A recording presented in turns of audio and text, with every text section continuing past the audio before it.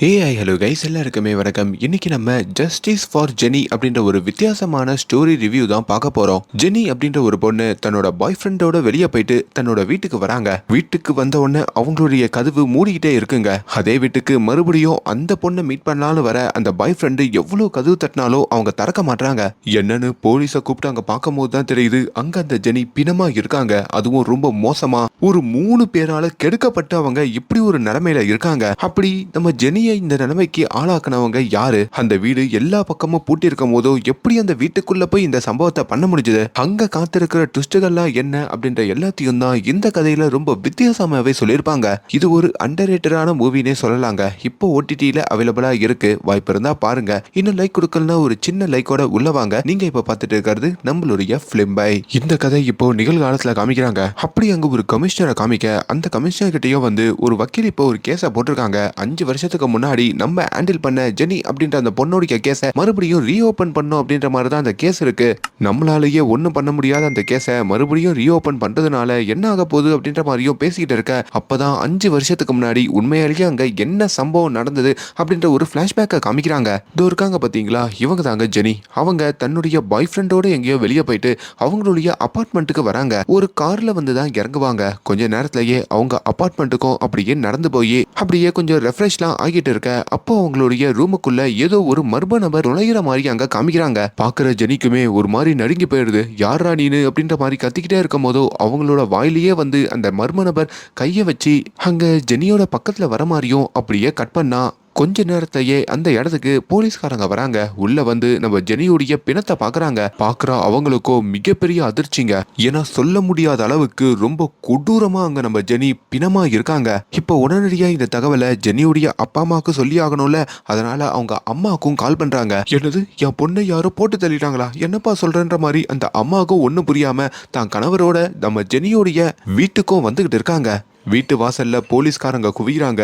அங்க ஜெனியோடைய பாய் ஃப்ரெண்ட் சித்தார்த் அப்படின்ற ஒரு பையன் இருக்காங்க. அவங்கிட்டயும் நீ தான் இந்த வீட்டுக்குள்ள இருந்தியான்னு கேட்க, நான் வீட்டுக்குள்ள எல்லாம் போலையா, வெளியில வாசல்ல தான் இருந்தேன். ரொம்ப நேரமா இந்த கதவை திறக்கணும்னு முயற்சி பண்ணேன், ஆனா திறக்க முடியலன்னு சொல்ல. இப்படி ஒரு வேலையில தான் இந்த கேஸை ஹேண்டில் பண்றதுக்காக ஒரு லேடி இன்ஸ்பெக்டர் வராங்க. இப்போ அவங்களுமே உள்ள இந்த ஜெனியுடைய பிணத்தை பாக்குறாங்க. பேரண்ட்டுக்கு இன்ஃபார்ம் பண்ணிட்டீங்களா? இங்க இருக்கிற தடயங்கள் எல்லாத்தையும் பார்த்து கலெக்ட் பண்ணுங்க அப்படின்னு ஜெனியை ஒரு வாட்டி பார்த்துட்டு, எவ்வளவு கொடூரமாவா இப்படி இந்த சம்பவம் நடந்திருக்கணும்ன்ற மாதிரியும் அவங்களும் அதை பார்க்க முடியாம வெளியே போறாங்க. கொஞ்ச நேரத்திலேயே பிரியங்கா அப்படின்ற மாதிரி ஒரு பொண்ணை காமிக்கிறாங்க. இவங்க தான் இந்த ஜெனியுடைய உயிர் தோழிங்க. அவங்களுக்கும் இப்ப ஜெனி போன விஷயத்த சொல்றாங்க. பிரியங்கா துடிச்சு போறாங்க. ஏன்னா ஜெனி, இந்த பிரியங்கா எல்லாருமே ஒரே காலேஜில் படிக்கிறவங்க. இப்போ அவங்களும் தன்னோட ஃப்ரெண்ட்ஸோட ஜெனியுடைய வீட்டுக்கு வந்தோம். அங்க ஜெனியோட பிணத்தை பார்த்து கதறி அழுகிற மாதிரியும், அந்த காலேஜே அங்க கதறி அழுகிற மாதிரிலாம் காமிக்கிறாங்க. இப்போ ஹாஸ்பிட்டலுக்கும் நம்ம ஜெனியுடைய பாடியை அப்படியே ஆய்வு பண்ண அனுப்புறாங்க. ஆய்வு பண்ற டாக்டருமே இந்த பொண்ணை போட்டு தள்ளுறதுக்கு முன்னாடி 3 நபர்களால கெடுக்கப்பட்டிருக்கா. அதுக்கப்புறம் அதை வெளியே சொல்லணும் ட்ரை பண்ணிருக்கா போல. அதனால தான் அவளை எவ்வளவு கொடூரமா பண்ணிருக்காங்க. டெஸ்ட் பண்ணி பார்த்ததுல ஒருத்தருடைய சாம்பிள் மட்டும்தான் ஜெனியுடைய பாடியில இருந்து கிடைச்சிருக்கு அப்படின்னு அந்த சாம்பிளையும் கொடுக்குறாங்க. இங்க நம்ம ஜெனியுமே அவங்க குடும்பத்துல இருக்கிற எல்லாருமே அடக்கம் பண்றாங்க. போலீஸும் கூடிய விரைவில் குற்றவாளி யாரு அப்படின்றத கண்டுபிடிச்சு கொடுக்கறதா வாக்கு கொடுக்குறாங்க. சரி, ஜெனிக்கு இப்படி ஒரு நிலைமை வரத்துக்கு அவங்களுக்கு எதிரிகள் யாருன்னா இருக்காங்களா அப்படின்னு கேட்டீங்கன்னா அதுவும் இல்லைங்க. ஆல்ரெடி நம்ம ஜெனி நீட்டுக்காக படிச்சு ரொம்ப பாசிட்டிவாவே அந்த ரிசல்ட்டை எதிர்பார்த்து காத்திருப்பாங்க. இப்போ அந்த நீட் ரிசல்ட்டை கூட நம்ம ஜெனி இருக்காங்கல்ல, அவங்க பாஸ் ஆகிற மாதிரி காமிக்க, அதுக்கப்புறம் தான் அவங்க அந்த காலேஜ்ல சேர்ந்து அவங்களோட ஃப்ரெண்ட்ஸோட அந்த எம்பிபிஎஸ்லாம் படிச்சுட்டு இருக்கிற மாதிரியும், அப்படி அவங்க கேங்ல இருக்கிற சித்தார்த் அப்படின்ற ஒரு பையன் நம்ம ஜெனிக்கு ரொம்ப பிடிச்சி போற மாதிரியும், அந்த பையனை ஒன் சைடா காதலிக்கிற ஆரம்பிக்கிற மாதிரியும் அங்க காமிக்கிறாங்க. சோ இதுதாங்க நம்ம ஜெனியோடைய ஒரு சின்ன வாழ்க்கை. இங்க மெடிக்கல் காலேஜில் இருக்க ஸ்டூடெண்ட்ஸ் எல்லாருமே நம்ம ஜெனிக்கு நியாயம் கிடைக்கணும்னு சொல்லி பயங்கரமா போராட ஆரம்பிக்கிறாங்க. இதையுமே அந்த ஊருடைய கமிஷனர் பாக்குறாரு. அவருமே அந்த லேடி இன்ஸ்பெக்டரை கூப்பிட்டு கூடிய விரைவில் இந்த கேஸ் நீங்க முடிக்கணும், அந்த குற்றவாளியை கண்டுபிடிச்சு ஒப்படைக்கணும், இல்லனா அவ்வளவுதான் அப்படின்ற மாதிரியும் சொல்றாரு. இப்போ ஜெனியோடைய பெஸ்ட் ஃப்ரெண்டான பிரியங்கா கிட்டையும் ஜெனி காதலிச்சுட்டு இருந்த அந்த சித்தார்த் பையனை பத்தி கேக்குறாங்க. ஜெனி ரொம்ப நாளாவே அந்த பையனை ஒன் சைடா காதலிச்சா. ஆனா அந்த பையன் கிட்ட அந்த காதலை சொல்லவே இல்லை. ஒரு 5 வருஷமா ஒரு நல்ல ஃப்ரெண்டா தான் பழகனா. அவ போய் சேர்ற அந்த ராத்திரி தான் தன்னோட காதலை அந்த சித்தார்த் கிட்ட அவ சொல்றதாவே இருந்தா. இன்ஃபேக்ட் அவ காலேஜ் முடிச்சு போகும்போதோ சித்தார்த் தான் தன்னுடைய கார்ல ஜெனியை கூட்டிட்டு போனா அப்படின்ற மாதிரியும் சொல்ல. இப்போ ஜெனியுடைய அப்பா அம்மா கிட்ட கேட்கும் போதோ அவங்களுமே அந்த ராத்திரி நாங்க வெளியில ஒரு ஃபங்க்ஷனுக்காக போயிருந்தோம். என் பொண்ணு வீட்டுல தனியா தான் இருந்தா. காலேஜ் முடிச்சிட்டோம், வீட்டுக்கு எங்களுக்கு கால் பண்ணா. 3 மணி நேரத்துல வீட்டுக்கு வந்துருவோன்னு சொல்லி தான் போனை வச்சோம். ஆனா வரத்துக்குள்ள இப்படி யாரும் அவளை பண்ணிட்டாங்கன்ற மாதிரியோ சொல்றாங்க. இப்போ போலீஸுக்குமே அந்த சித்தார்த்னு அந்த காதலன் இருக்கான் பாத்தீங்களா, அவன் மேல தாங்க ஒரு சந்தேகம் வருது. இப்போ அவனையும் உள்ள கூப்பிடுறாங்க. ஏன்டா சித்தார்த், உன்னுடைய இன்ஸ்டாகிராம், ஃபேஸ்புக்னு சொல்லி எல்லா ப்ரொஃபைல்லையும் நீ பொண்ணுங்களை மட்டும் தான் ஃபாலோ பண்ணிட்டு இருக்க. உண்மையை சொல்லு, நீ அந்த ஜெனியை காதலிச்சியா இல்லனா அவளுடைய ஜாலியா பழகிட்டு அப்படியே விட்டுட்டியா? அன்னைக்கு ராத்திரி நீ தான் ஜெனியோட அவ வீட்டுக்கு போனதா கேள்விப்பட்டோம். நீ தான் அவளை எதனா பண்ணியா? என்ன நடந்ததுன்ற மாதிரி கேட்கும் போது தான் சித்தார்த் அங்க பயங்கரமா அழுகிறாரு. அப்படி அங்க ஒரு பிளாஷ்பேக்கையும் சொல்றாரு. ஆக்சுவலி அன்னைக்கு ராத்திரி நம்ம ஜெனியோட நம்ம சித்தார்த்தும் அந்த கார்ல நம்ம ஜெனியோடைய வீட்டை நோக்கி தாங்க கூட்டிட்டு வந்திருப்பான். ஜெனியுமே தன்னுடைய காதல சித்தார்த் கிட்ட சொல்லணும் அப்படின்ற மாதிரி ஆசைப்பட்டிருப்பாங்க. ஆனா அதை சொல்ல முடியாம நான் ஃபோன் பண்றேன் அப்படின்னு சொல்லிட்டோம். அங்க ஒரு பிரியாணி கவர் எடுத்துக்கிட்டோம் நம்ம ஜெனி அவங்களுடைய வீட்டுக்கு வந்திருப்பாங்க. அப்பதான் ஜெனியுடைய அப்பா அம்மா ஃபங்க்ஷனுக்கு போன விஷயம் நம்ம ஜெனியும் கேள்விப்படுவாங்க. அவங்க வரத்துக்கு 3 மணி நேரம் ஆகும் அப்படின்ற மாதிரி அவங்க சொன்ன உடனே நம்ம ஏன் நம்ம காதலன் சித்தார்த்த வீட்டுக்கு வர வைக்க கூடாது அப்படின்ற மாதிரி நம்ம ஜெனி அங்க பிளான் பண்றாங்க. இப்போ சித்தார்த்துக்கும் கால் பண்ணி நீ சீக்கிரமா கிளம்பி என் வீட்டுக்கு வரியா, நம்ம எங்கன்னா வெளியே போலாம் அப்படின்ற மாதிரியும் சொல்ல, சித்தார்த்தோ நான் இப்பதான் கிளம்பிக்கிட்டு இருக்கேன், அதுக்குள்ள மறுபடியும் வர சொல்றியான்னு கேட்கும் போதோ வீட்டுல யாரும் இல்ல, வீட்டுக்கு வா அப்படின்ற மாதிரி கூப்பிட்ட உடனே சித்தார்த்துக்கும் குஷி ஆயிடுதுங்க. இப்போ உடனடியா காரை திருப்பிக்கிட்டு ஒரு அரை மணி நேரத்திலேயே நம்ம ஜெனியோடைய வீட்டுக்கு சித்தார்த் வராரு. அப்படி வந்து அவரு கதவை தட்டுறாருங்க. ஆனா ஜெனி திறக்கல. ரொம்ப நேரம் தட்டி பார்க்கறாரு, ஆனாலும் திறக்கல. இப்போ வெளியில வாட்ச்மேன் கிட்ட வந்தோம். அந்த ஃபர்ஸ்ட் ஃப்ளோர்ல இருக்கிற ஜெனி அப்படின்ற ஒரு நபருடைய பிளாட் மூடி இருக்கு, அவங்க எங்கன்னா வெளியே போனாங்களான்னு கேட்கும் போதோ இல்ல மேடம் அப்போ வீட்டுக்கு வந்தாங்க, அதுக்கப்புறம் எங்கேயும் வெளியே போல, எங்க வாங்க நானும் தட்டி பார்க்கறேன் அப்படின்ற மாதிரி இப்போ அவரும் மேல வந்து அந்த கதவை தட்டி பார்க்கறாருங்க. ஆனா அப்பயும் நம்ம ஜெனி திறந்த பாடு இல்ல. இப்போ அந்த வாட்ச்மேனோ சார் எனக்கு ஏதோ ஒன்று தப்பா படுது சார், உடனடியா போலீஸ்காரங்களுக்கு கால் பண்ணி இங்க வர சொல்லிடலாம் சார் அப்படின்ற மாதிரி சொல்லி இப்போ அங்க போலீஸ்காரங்களுக்கும் கால் பண்றாங்க. இப்போ போலீஸும் சம்பவ இடத்துக்கு சம்பவ இடத்துக்கு வராங்க. அப்படி அந்த கதவை போலீஸும் ரொம்ப நேரமா தட்டி பார்க்கறாங்க. கொஞ்ச நேரத்திலேயே வாட்ச்மேன் கிட்ட இந்த அபார்ட்மெண்ட்டுடைய சாவி யார்கிட்டனா இருக்குமான்னு கேட்க, அப்படி அங்க அபார்ட்மெண்ட்டுடைய பிரசிடென்ட் இருக்காருங்க, அவர்கிட்ட அந்த சாவியை வாங்கியும் கதவை திறந்து பார்த்தா அப்பதான் உள்ள நம்ம ஜெனி பிணமா இருந்திருப்பாங்க. அந்த ஓப்பனிங் சீன்ல நான் சொல்லியிருப்பேன் பாத்தீங்களா, போலீஸ்காரங்க வந்து அதுக்கப்புறம் ஒவ்வொருத்தரா வந்திருப்பாங்கன்ட்டு. ஸோ இது எல்லா சம்பவம் நடந்திருக்கோங்க. ஸோ இதுதான் அன்னைக்கு ராத்திரி நடந்தது மேடம், மற்றபடி எனக்கும் இந்த ஜெனியோடைய இந்த சம்பவத்துக்கும் எந்த ஒரு தொடர்பும் இல்லை, நான் உள்ளேயே போலன்ற மாதிரியும் அங்க சித்தார்த் சொல்றாரு. இப்போ இந்த லேடி இன்ஸ்பெக்டருக்குமே அட என்னடா இது அப்படின்னு பக்கத்து வீட்டு சிசிடிவி கேமராலாம் பார்க்குறாங்க. அப்போ கூட அதில் எந்த ஒரு ஃபுட்டேஜும் கிடைக்கலைங்க. அப்போதான் நம்ம ஜெனி இந்த சித்தார்த்தோட கார்ல வந்து இறங்கியிருப்பாங்க பார்த்தீங்களா, அப்போ அவங்க காரை இன்னொரு கார் ஃபாலோ பண்றதை பார்த்துருப்பாங்க. ஆனால் அந்த காருடைய தகவலும் இவங்களுக்கு பெருசா தெரியல. வீடு எல்லா பக்கமும் பூட்டப்பட்டிருக்கு, அதுவும் உள் தாப்பால் போடப்பட்டிருக்கு. இந்த ஜெனி வீட்டுக்குள்ள வந்ததுக்கு அப்புறம் எங்கேயும் வெளியே போன மாதிரியும் தெரியல. ஒண்ணு அந்த ஜெனி தான் கூட வரும்போதே யாரன்னா நம்பி கூட்டின்னு வந்திருப்பான், பார்த்தா அவ தனியா தான் போறா, அதுவும் சிசிடிவில இருக்கு. இப்போ எப்படி எந்த நபர் உள்ள நுழைஞ்சு அவளை இப்படி பண்ணிருக்க முடியும், அதுவும் பண்ணிட்டு எப்படி தப்பிச்சிருக்க முடியும் அப்படின்னு ஒன்னும் புரியாம இந்த கேஸையே சால்வ் பண்ண முடியாம தவிக்கிறாங்க.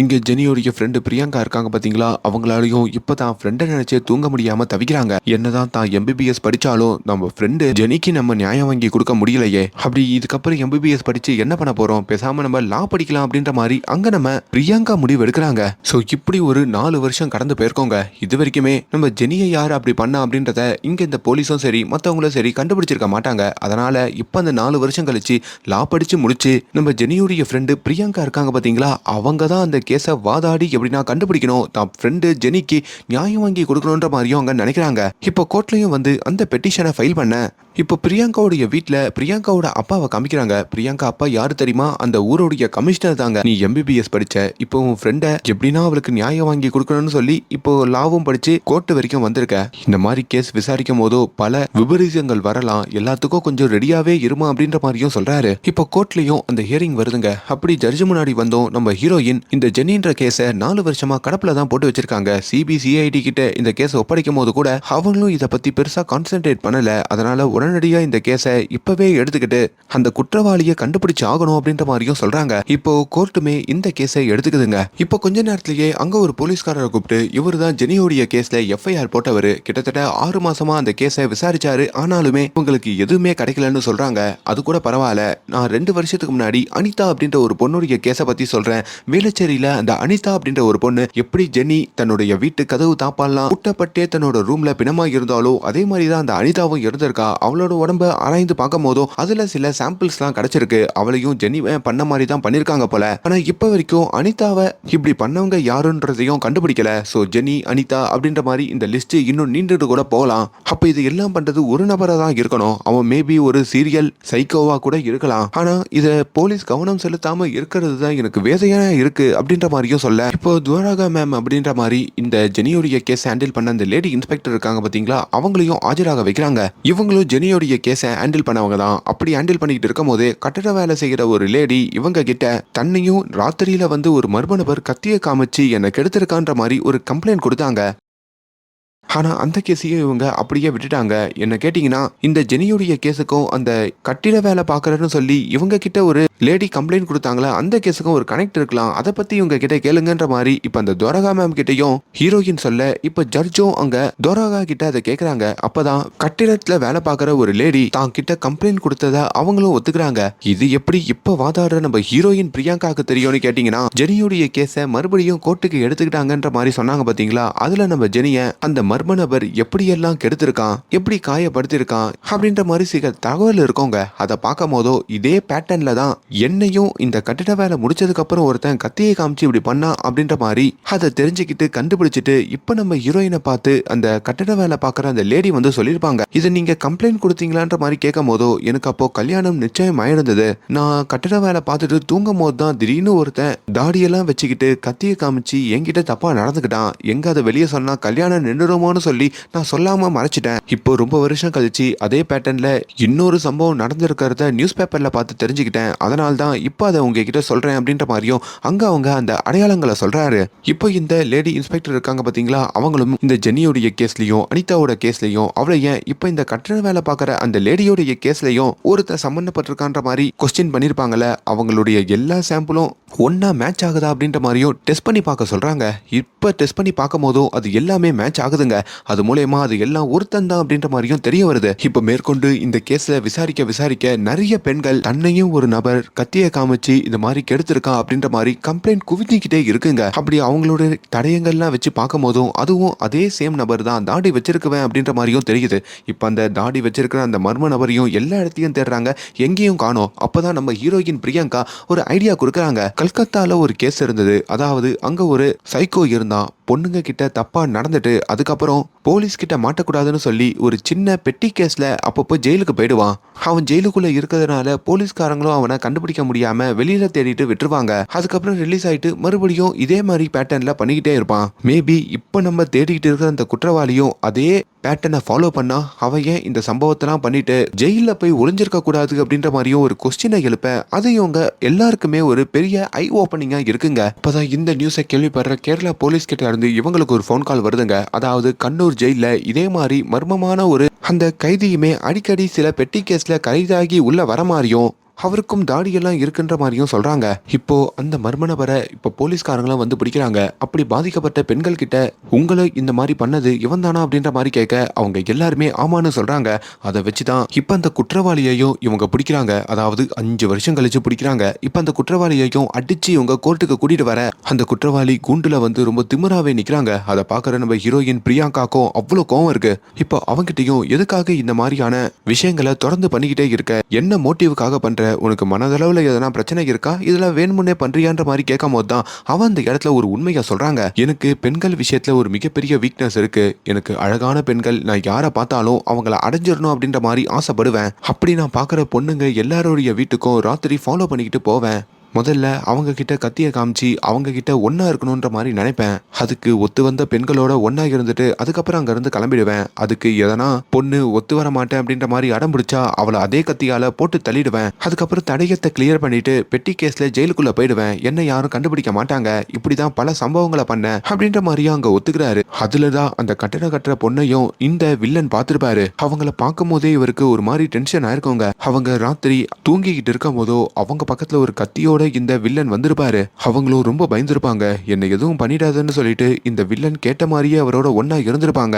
அதுக்கப்புறம் அந்த பொண்ணுக்கும் கல்யாணம் அப்படின்ற மாதிரி கேள்விப்பட்டவன இந்த வில்லன் அந்த பொண்ணு ஒன்னும் பண்ணாம அங்கிருந்து கிளம்பிருப்பாரு. ஒரு நாள் இந்த வில்லன் இதே மாதிரி பேட்டர்ன்ல இன்னொரு பொண்ணு கிட்ட வந்திருப்பாருங்க. ஆனா அன்னைக்கு அந்த பொண்ணோட வீட்டுல நிறைய பேர் இருந்ததுனால அங்கேயே இந்த வில்லனை கையும் களவுமா புடிச்சிருப்பாங்க. அப்படி புடிச்சு போலீஸ் கிட்டையும் ஒப்படைச்சிருப்பாங்க. ஆனா வில்லனை தான் பொண்ணை கெடுக்க வந்தான் அப்படின்ற மாதிரி ஒப்படைக்காம தான் வீட்டுல திருட வந்தான் அப்படின்ற மாதிரி ஒப்படைச்சிருப்பாங்க. சொல்லியிருப்பாங்க. அப்பதான் இந்த வில்லனுக்கும் புரிஞ்சிருக்கும், இந்த மாதிரி கேஸ்ல நம்ம மாட்டினா கூட இவங்க கௌரவத்துக்கு இழுக்கு வந்துரும்னு சொல்லி உண்மையை வெளியே சொல்ல மாட்டாங்க. திருட்டு கேஸ்ல தான் அப்போ கூட நம்ம உள்ள போவோம், சேஃப் தான்ற மாதிரி நினைப்பாரு. அப்படி ஒரு வேலையில தான் நம்ம ஜெனியை இந்த வில்லன் பார்த்திருப்பாரு. ஜெனியோட அழகுல மயங்கிருப்பாரு. எப்படின்னா ஜெனியை அடையணும்னு நினைச்சிருப்பாரு. அன்னைக்கு ராத்திரி நம்ம ஜெனி வீட்டுக்கு வந்திருப்பாங்க பாத்தீங்களா, பிரியாணி கவரோட வந்திருப்பாங்கன்னு சொன்ன பாத்தீங்களா, அப்படி அந்த பிரியாணி கவரை தான் வீட்டுக்குள்ள கதவை திறந்து போகும்போது தான் அதை பார்த்திருப்பாங்க. ஐயோ, இந்த பிரியாணியை இந்த வாட்ச்மேன் கிட்ட கொடுக்கணும்னு நினைச்சேனே அப்படின்ற மாதிரி சொல்லிட்டு இப்ப அங்க கதவை திறந்து விட்டுட்டு கீழே வந்து அந்த பிரியாணி கவரை கொடுத்துட்டு மறுபடியும் மேல வருவாங்க. அந்த கேப்ல தான் இந்த வில்லன் நம்ம ஜெனியோடைய ரூமுக்குள்ள நுழைஞ்சிருப்பாங்க. அதுக்கப்புறம் நம்ம ஜெனியையுமே அந்த ரூம்ல கட்டி வச்சுட்டு நம்ம ஜெனி கூட தப்பா நடக்கலான்னு போயிருப்பான். ஆனா ஜெனி அதுக்கு ஒத்து வராதனால அங்கேயே அவங்களோட கதையை முடிச்சிருப்பான். சோ இதுதான் நம்ம ஜெனிக்கு ஆயிருக்கோங்க. இது வெளியே தெரிஞ்சிடக்கூடாதுன்னு சொல்லிட்டு அந்த ரூம் பூட்டப்பட்டு இருக்கும் போதே அங்க இருக்கிற ஜன்னல்ல இறங்கி இந்த வில்லன் தப்பிச்சிருப்பான். இத ஜட்ஜு முன்னாடியே இப்ப அந்த வில்லன் ஒத்துக்க ஜட்ஜுமே பயங்கர கோவப்படுறாங்க. அந்த இடத்துல மத்த பாதிக்கப்பட்ட பெண்கள் எல்லாம் கூப்பிட்டு தனியா பேசுறாங்க. இப்ப இந்த கேஸை சால்வ் பண்ணி வச்சதுக்காக நம்ம ஹீரோயின் பிரியங்காக்கும் அவங்க அப்பா அந்த கமிஷனர் பாராட்டுறாரு. அட்லாஸ்ட் இப்ப ஜட்ஜுமே கோர்ட்ல அந்த தீர்ப்பை கொடுக்குறாங்க. அதாவது இப்படி ஒரு குற்றத்தை பண்ண இந்த சைக்கோ இதுக்கு மேலேயும் வெளியே இருந்தா பெண்களுக்கு பாதுகாப்பு இல்லைன்னு சொல்லியும் இந்த சொசைட்டில பெண்கள் கொஞ்சம் பாதுகாப்பா இருக்க வேண்டியது அவசியம் அப்படின்ற மாதிரி சொல்லியும் இப்ப அந்த சைக்கோவை ஆயுள் முழுக்க ஜெயில இருக்கிற மாதிரி ஒரு தீர்ப்பை கொடுத்து அனுப்புறாங்க. இங்க தன்னுடைய ஃப்ரெண்டோடைய கேஸை சால்வ் பண்ணதுக்கு அப்புறம் நம்ம ஹீரோயின் பிரியங்காவோ ரொம்ப நிம்மதியோட அவங்க வீட்டுக்கு கிளம்புற மாதிரியும் இந்த படத்துடைய கதை முடியுதுங்க. ஒரு வித்தியாசமான படம் பார்க்கணும் நினைக்கிறவங்க இந்த படத்தை ஒரு வாட்டி ட்ரை பண்ணி பாருங்க. இது ஒரு அண்டர்ரேட்டடான மூவினே சொல்லலாம். அண்ட் மேலும் இந்த மாதிரியான வீடியோஸை தொடர்ந்து பார்க்கறதுக்கு நம்மளுடைய சேனலை சப்ஸ்கிரைப் பண்ணுங்க. Thank you so much.